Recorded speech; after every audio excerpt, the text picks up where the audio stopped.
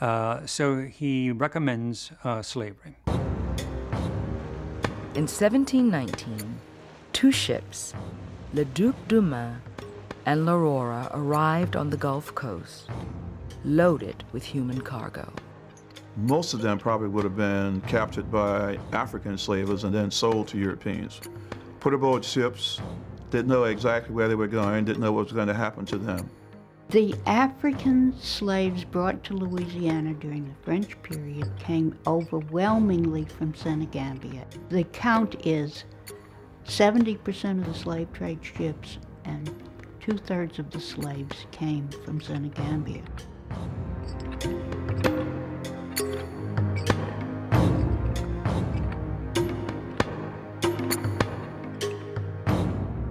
One of the things that was very, very interesting about the group that came in was their introduction of gumbo to the culture. They brought in a method of cooking what they call the fish stew, or kumbo.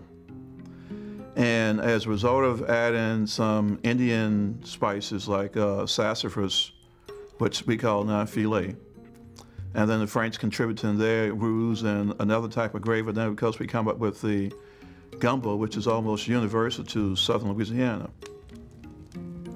As Africans and their Caribbean descendants became a part of Louisiana's cultural gumbo, they proved to be indispensable in building the colony.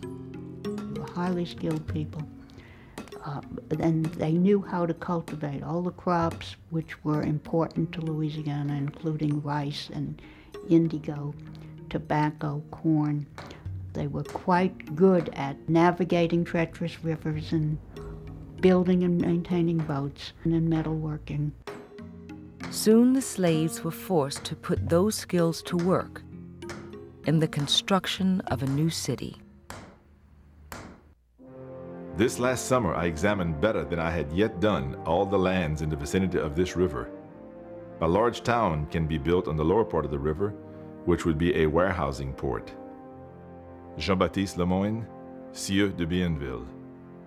Bienville visited the lower Mississippi River and early on determined that the site that is now New Orleans would be the perfect location for a great city, which would be the capital of the new French Empire in the Americas.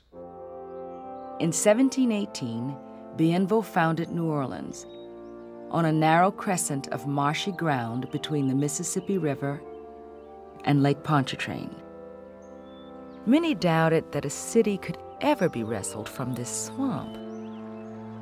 But in the end, Bienville's vision prevailed.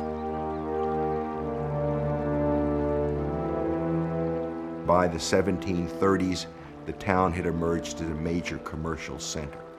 For most of the colonial period, New Orleans was